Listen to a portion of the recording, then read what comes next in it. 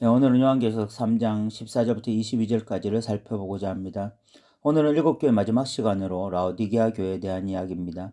이 역시 신탁, 예수님의 자기 계시, 칭찬과 격려, 이기는 자에게 주어지는 약속으로 이루어져 있습니다. 14절에서는 신탁과 예수님의 자기 계시가 나옵니다.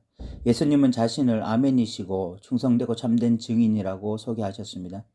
이는 아멘, 충성, 증인으로 나누어지는 것이 아니라 이 하나의 의미인데 곧 충성된 증인이라는 것을 의미하는 것입니다. 왜 예수님은 자신을 충성된 증인으로 계시하셨는지 교회의 상황을 좀 더 살펴보아야 합니다.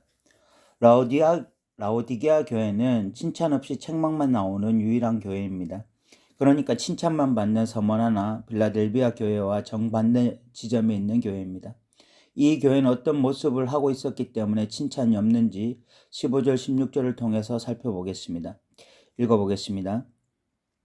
내가 내 행위를 아노니 내가 차지도 아니하고 뜨겁지도 아니하도다. 내가 차든지 뜨겁든지 하기를 원하노라.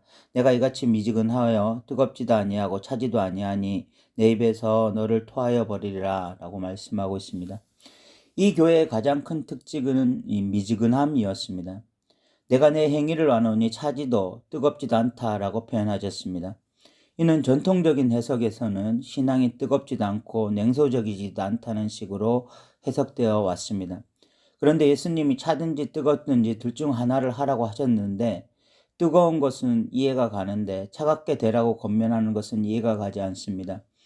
예수님이 뭐 아니면 도라는 식으로 신앙생활 똑바로 하든지 아니면 신앙을 아예 버리든지 그런 식으로 권면하신 것이 되기 때문입니다. 최근의 해석은 이 구절을 다르게 해석합니다. 뜨거운 물, 차가운 물, 미지근한 물 비유는 1세기 라오디게아와 그 주변 지역의 독특한 특징을 비유적으로 말씀하신 것이라는 것입니다.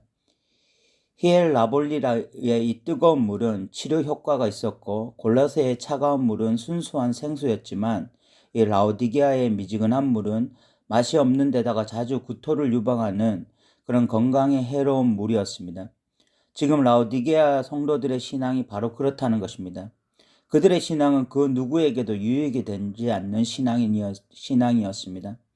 하나님께도 유익이 되는 것이 아니고 본인들에게도 유익이 되지 않는 신앙생활을 하고 있었던 것입니다. 그렇기에 라오디게아 물을 마시면 토하듯 예수님도 라오디게아 신앙인들을 토하여 버리겠다고 말씀하신 것입니다. 이렇게 예수님이 토하여 버리실 정도의 해로운 신앙생활을 하고 있는 것이 라오디게아 교회였지만 자체평가는 최고조였습니다. 17절을 보시면 내가 말하기를 나는 부자라 부유하여 부족한 것이 없다라고 평가한 것입니다. 라오디게아 교회는 물질적으로 부유한 교회였습니다. 그들은 물질적 풍요를 자신들이 바르게 신앙생활했기 때문에 주어진 축복으로 여겼습니다. 이는 구약에서 주로 물질적 축복이 바른 신앙에 기인한 것으로 해석하는 경우가 많은데 이를 기반으로 그렇게 생각할 수 있었던 것 같습니다. 그런데 라오디게아 교회가 하나 간과한 것이 있습니다. 그것은 이는 일반적인 원리를 의미한 것이지 특수한 상황을 고려한 것이 아니라는 것입니다. 즉 지금 라오디게아 교회는 특수한 상황 가운데 놓여 있는데 그것은 로마 나라의 압제입니다. 로마 나라의 압제 속에서 그리스도인들이 재산을 모으고 부유해지려면 반드시 해야 할 일이 있는데 그것은 바로 타협이었습니다. 그 당시 재산을 모으기 위해서는 상인조합에 가입을 해야 했고 상인조합에 가입해서 계속 혜택을 보려면 지방 제의에 참여하고 로마 황제 숭배에 참여해야 했습니다. 그런 일을 하지 않고도 재산을 모을 방법은 존재하지 않았습니다. 그래서 진짜 신앙적으로 살려고 하면 가난은 선택이 아니라 필수였습니다. 그런데 라오디게아 교회는 부자 교회였습니다. 그것은 라오디게아 교회가 로마 나라에 철저히 굴복했다는 것을 의미합니다. 그런데도 그들은 물질적 부유함에 모든 신앙적 지각을 상실해 버렸습니다. 세상에서 형통한 것을 하나님의 축복으로 말하고 이 세상적으로 가지게 된 것을 하나님의 은혜라고 말했습니다. 그렇게 되기까지 본인들이 어떤 신앙적 타협을 했고 어떻게 신앙이 무너졌는지 까맣게 잊어버리고 그렇게 한 것입니다. 예수님은 이에 대한 평가를 냉정하게 내리셨습니다. 내 공고한 것과 가련한 것과 가난한 것과 눈먼 것과 벌거벗은 것을 알지 못하는도다. 이들은 물질적 풍요를 누리고 있었기 때문에 절대로 공고하다, 가련하다, 가난하다, 벌거벗었다 생각하지 않았습니다. 물질이 있는데 뭐가 아쉽냐는 식이었습니다. 그런데 주님 보시니까 영적으로는 완전히 가난한 상태였습니다. 그들은 영적으로 너무나 공고하고 가련하고 가난하고 벌거벗은 상태였습니다. 그런데 그들의 눈이 멀어버렸습니다. 다시 말해서 그들의 그런 상태를 볼 수 있는 영적 눈을 상실해 버린 것입니다. 그리고 말하기를 나는 부자다, 부유하여 부족한 것이 없다라고 자랑하고 있었던 것입니다. 그런데 이 교회의 이 수준을 보니까 예수님이 비유로 말씀하신 어리석은 부자 이야기가 떠오릅니다.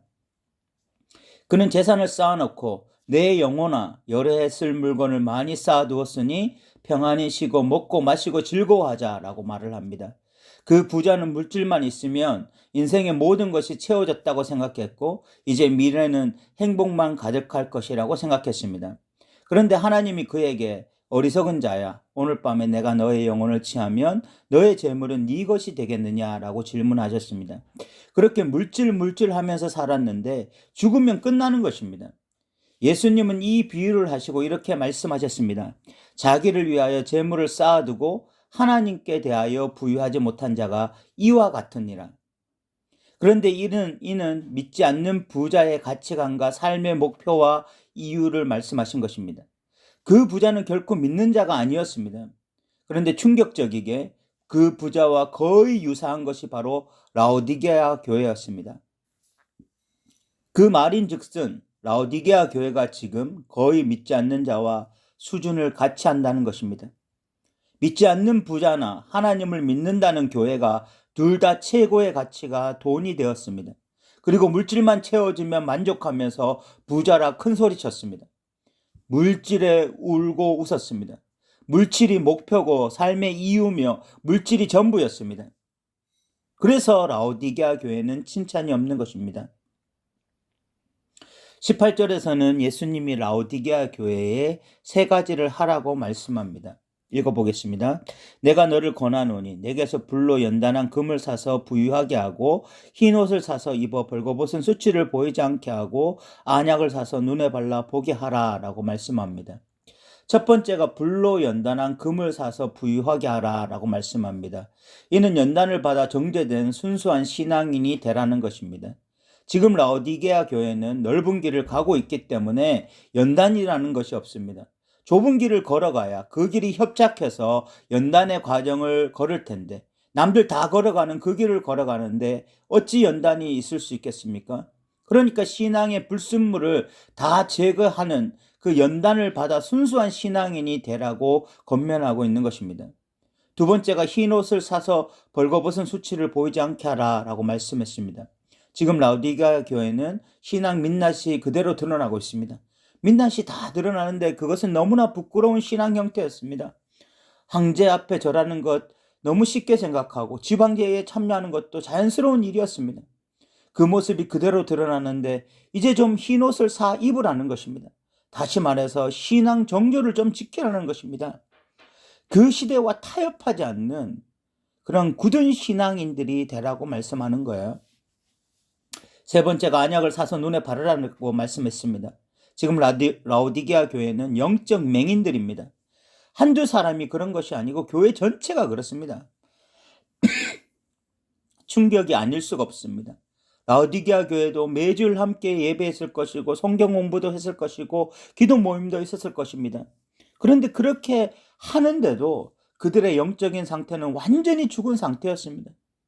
죽은 예배, 죽은 기도, 죽은 찬양이 계속해서 교회 안에 가득했던 것입니다.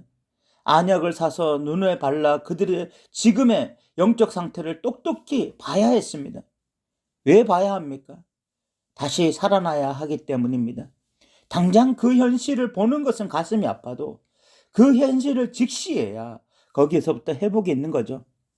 19절에서는 굉장히 저를 놀랍게 하는 말씀이 선포됩니다. 읽어보겠습니다. 물은 내가 사랑하는 자를 책망하여 징계하노니 그러므로 내가 열심을 내라 회개하라 라고 말씀하고 있습니다. 물은 내가 사랑하는 자를 책망하여 징계한다 라고 예수님 말씀하십니다. 너무나 놀라운 말씀이에요. 저 같으면 7교회 중 한 교회가 이렇게 영적으로 완전히 눈멀고 세상과 완전히 타협하며 살면 버리면 그만일 것 같습니다.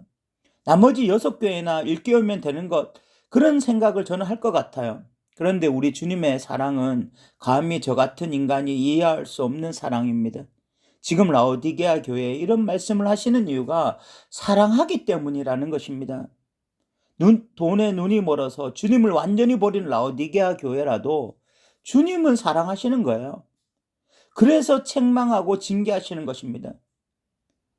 책망하고 징계하시는 것이 사랑의 표현이에요. 그래서 라오디게아 교회는 소망이 있는 것입니다. 그래서 예수님이 이렇게 말씀하세요. 그러므로 내가 열심을 내라 회개하라. 이 얼마나 고마운 말씀입니까? 죽은 교회에 대해서 이렇게 말씀해 주시니 얼마나 고마운 말씀이에요. 20절에서는 우리가 너무나 잘 아는 말씀이 나와 있습니다. 읽어보겠습니다. 볼지어다 내가 문 밖에 서서 두드리노니 누구든지 내 음성을 듣고 문을 열면 내가 그에게로 들어가 그와 더불어 먹고 그는 나와 더불어 먹으리라 라고 말씀하고 있습니다.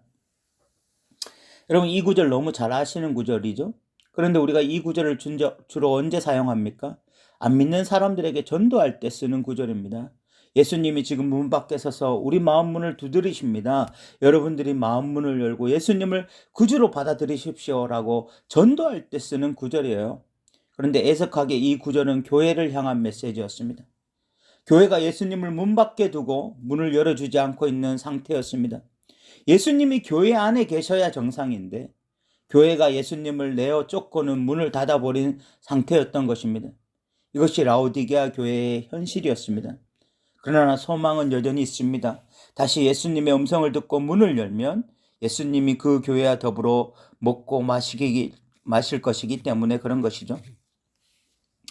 21절에는 이기는 자에 대한 약속인데 그것은 보좌에 함께 앉혀주겠다고 말씀합니다. 읽어보면 이기는 그에게는 내가 내 보좌에 함께 앉게 하여 주기를 내가 이기고 아버지 보좌에 함께 앉은 것과 같이 하리라 라고 말씀하고 있습니다. 이 이기는 자에게는 보좌에 앉게 해주시겠다라고 말씀하는데 이것은 예수님이 승리하셔서 보좌에 미리 앉으셨기 때문에 승리한 자들에게 주어지는 영광스러운 자리를 말하는 것입니다. 예수님이 사망 권세를 깨뜨리시고 부활하셔서 보좌에 앉으셨던 것처럼 이렇게 죽어가는 교회 속에서 다시 한번 진심으로 회개하고 하나님께로 돌아가는 자들에게는 이 승리의 이 보좌를 주시겠다고 말씀하시는 거죠. 22절은 귀 있는 자는 성령이 교회들에게 하시는 말씀을 들을지어다 라는 말씀으로 이 말씀이 맺고 있습니다. 이제 이 라오디게아 교회에 대한 이야기를 좀 마무리하려고 하는데 저는 목회자로 한 번씩 저 성도의 신앙생활은 끝났다라고 제 스스로 그 사람에 대한 신앙의 사망 선고를 내리려고 할 때가 있습니다. 돈에 눈이 멀었고 권면을 해도 설교를 해도 전혀 알아듣지 못하고 그러면서도 주일날 교회에 오면 자신이 가장 하나님의 복을 많이 받은 사람인 양 떠들어댈 때 진정 저 사람은 영적으로 완전히 죽었구나라고 사망 선고를 내리고 싶어요. 그런데 우리가 그렇게 할 수 없는 것이 하나님은 예수님은 죽은 자라도 다시 살리신다는 것입니다. 라오디게아 교회의 현재 상태는 너무 비참합니다. 교회의 영적 생명이라고는 존재하지가 않습니다. 돈에 눈이 멀었고 불의와 타협하고 있습니다. 그러면서도 자신들이 신앙생활 제일 잘하고 있는 것처럼 자랑합니다. 그런데 주님이 그 교회를 사랑하신다 말씀하십니다. 살리시고 싶다고 말씀하세요. 주님의 이 사랑이 교회를 살리실 것입니다. 그러나 전제가 하나 있습니다. 라오디게아 교회는 예수님의 은혜만 바라보고 자신들은 아무것도 하지 않는 자들이어서는 안 됩니다. 지금 자신들이 죽은 상태임을 인정하고 죄악에서 돌이켜야 합니다. 그래야 살아날 수 있습니다. 그러나 돌이킴은 결코 쉬운 일이 아닐 것입니다. 왜냐하면 삶의 곳곳에 이미 세상 것들이 가득 묻어 있기 때문입니다. 그것들은 결코 그 사람을 순수히 놓아주려고 하지 않을 것입니다. 돌이키려고 할 때마다 계속해서 그 사람의 발목을 잡으려고 할 거예요. 어떤 권사님이 저에게 그런 말씀을 하셨습니다. 하나님께로 온전히 돌아가기 위해서는 죽을 각오를 해야 됩니다. 그 권사님은 남편을 잃고 완전히 그 우울증에 빠졌었습니다. 그런데 그 하나님의 은혜 속에서 정말 죽을 각오로 하나님께로 다시 나아갔을 때에 그 권사님은 전적으로 회복되어졌고, 그래서 이제는 다시 하나님을 찬양하는 자리에 있게 되었습니다. 라오디게아 같은 교회가 죽을 각오를 하지 않고 그냥 적당히 성경 읽고 적당히 기도해서 하나님께로 돌아갈 수 있다고 생각하면 그거 정말 오산입니다. 마치 죽어서라도 하나님께로 돌아가겠다고 결심하고 모든 우선순위를 신앙에 두게 될 때에 회복이라는 선물을 얻게 될 것입니다. 이제 마지막으로 7교회를 마치면서 몇 가지 제가 깨달은 점들을 함께 나누고자 합니다. 첫 번째, 십자가만 꽂았다고 다 교회다운 것이 아닙니다. 그렇기 때문에 교회는 늘 자신들을 점검해야 됩니다. 두 번째, 7교회를 향한 예수님의 자기 계시가 다 다릅니다. 이는 각 교회의 영적 상태와 상황이 다 달랐기 때문입니다. 오늘날 한국교회에 이런 예수님의 자기 계시가 살아나야 됩니다. 즉 다시 말해서 우리 교회를 향한 메시지를 들을 수 있어야 됩니다. 매일 남의 교회에 나타나신 예수님의 이야기에 감동하지 말고 자신들이 몸담고 있는 교회에 나타나셔서 말씀하시는 예수님의 메시지에 귀를 기울여야 됩니다. 세 번째, 7교회 모두를 향해서 이기는 자에게는 이라는 표현이 있습니다. 이는 지상의 모든 교회는 전투하는 교회여야 한다는 것을 의미합니다. 여기서 전투한다는 것은 스포츠 게임과 같은 것과는 근본적으로 다른 것입니다. 즉 살고 죽는 문제입니다. 그런데 오늘날 교회들이 살고 죽는 영적 전쟁에 대해서 무지한 경우가 너무 많습니다. 고작 해야 주일날 교회 나가느냐 못 나가느냐 정도가 영적 전쟁인 줄 알아요. 그런데 여기서 전투는 누구를 주로 섬길 것이냐, 어느 나라 소속으로 살 것인가 하는 문제입니다. 이것은 우리의 24시간 또 우리의 일주일 모두를 지배하는 하도여야 합니다.